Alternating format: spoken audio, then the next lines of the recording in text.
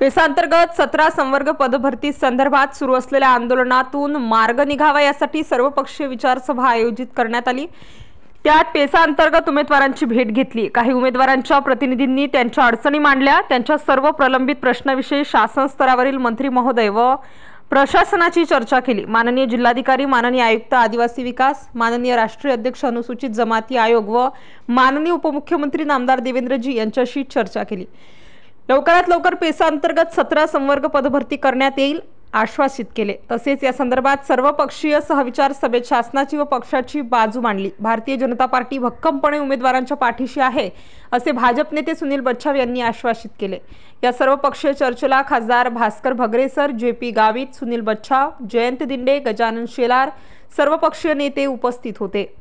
Star news साठी मिलिंद परदेसी, नाशिक।